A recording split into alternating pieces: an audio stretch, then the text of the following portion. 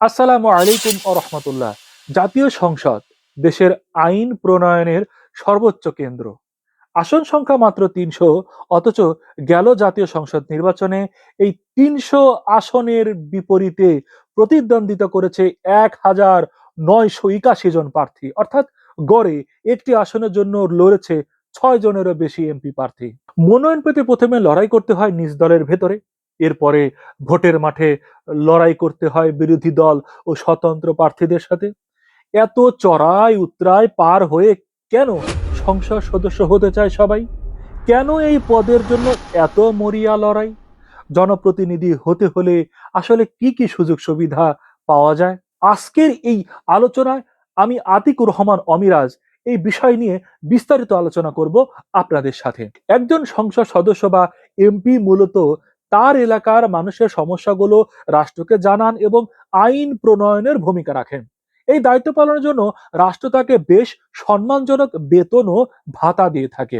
একজন সংসদ সদস্য প্রতি মাসে মূল বেতন পান ৫৫,০০০ টাকা। তবে এর বাইরেও রয়েছে একগুচ্ছ ভাতা, যেমন নির্বাচনী এলাকায় তার ভাতা থাকে প্রায় ১২,০০০ টাকা, সম্মানী ভাতা থাকে ৫,০০০ টাকা। অফিস নেবে, একটা নির্বাচনী এলাকায় একটা অফিস নেবে, সে অফিসের জন্য দেয় ১৫,০০০ টাকা। সে যে গাড়িতে চলাফেরা করবে, তেল খরচ, ড্রাইভার খরচ, তার জন্য দেয় ৭০,০০০ টাকা। এই কাপড় চোপড়, লন্ড্রি, টয়লেটেজ, এই সমস্ত বিষয় কেনাকাটার জন্য তাকে দেওয়া হয় ৭,০০০ টাকা। এবং শুধু মোবাইলে কথা বলার জন্য দেওয়া হয় ৭,৮০০ টাকা।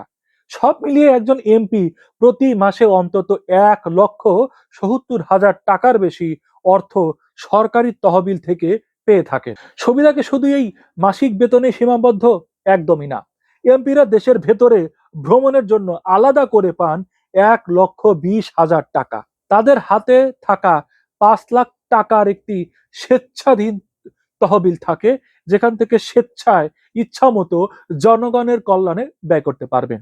সবচেয়ে বড় আকর্ষণ হলো শুল্কমুক্ত ট্যাক্স ফ্রি গাড়ি আমদানির সুবিধা, যেখানে অন্য মানুষ যারা ব্যবসায়ী যারা রয়েছে, ধনী মানুষ যারা রয়েছে, তারা গাড়ি কিনতে গেলে ট্যাক্স দিতে হয়, কর দিতে হয়। সেখানে একজন এমপির এই ধরনের সকল ব্যাপার থেকে সে মুক্ত, সে শুল্কমুক্ত গাড়ি আমদানি করতে পারে। এছাড়া সংসদ ভবন এলাকায় বিলাসবহুল এমপি হোস্টেলে থাকার সুযোগ তো তার রয়েছেই। এবার আসা যাক মন্ত্রীদের প্রসঙ্গে। সরকার পরিচালনা গুরু দায়িত্বে থাকা তাদের সুবিধায় এমপিদের তুলনায় কয়েক গুণ বেশি।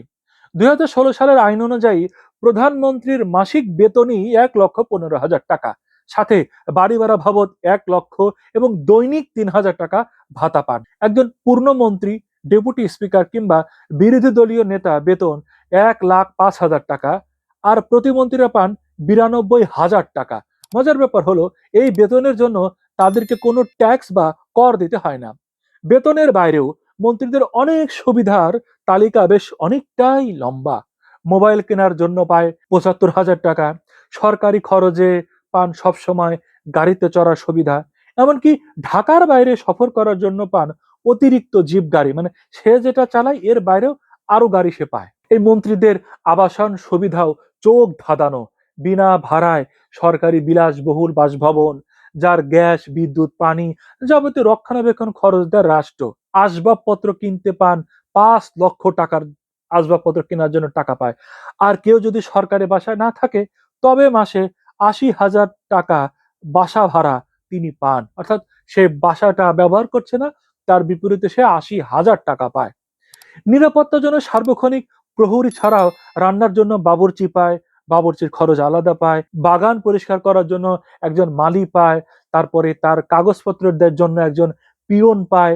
এই যে স্টাফ, সকল খরচ বহন করে সরকার। এমনকি মন্ত্রী বা প্রতিমন্ত্রী অসুস্থ হলে তার চিকিৎসার পুরো খরচ বহন করে সরকার। দেশের উন্নয়নের কাজে ব্যয়ের জন্য একজন পূর্ণমন্ত্রী বছরে ১০ লাখ এবং প্রতিমন্ত্রী গড়ে ৭ লাখ টাকা বরাদ্দ পান। বুঝতে পারলেন তো এমপি এবং এমপির উপরে মন্ত্রী প্রতিমন্ত্রীরা কত টাকা আয় করে থাকেন। এবং এর আড়ালে যে আরো অবৈধ আয়ের বিষয় রয়েছে, সেগুলো তো বলার কোনো দরকারই নেই। এটা পৃথিবীর, এমনকি বাংলাদেশের সব মানুষই জানে। চলুন একটি কবিতা দিয়ে আজকের ভিডিওটি শেষ করি। ৩০০ আসন, লড়াই বিশাল, প্রার্থী হাজার হাজার, এমপি হলে মিলবে বেতন শুল্কবিহীন কার, মন্ত্রী ওই রাজকীয় সুখ সুযোগে অফুরান, সব পাওয়ার সার্থক হবে করলে দেশের কল্যাণ। রাষ্ট্রের নীতি নির্ধারণ আর জনগণের সেবার সুযোগের পাশাপাশি এই বিশাল সুযোগ সুবিধার কারণেই হয়তো সংসদ সদস্য হওয়ার লড়াইটা এত তীব্র।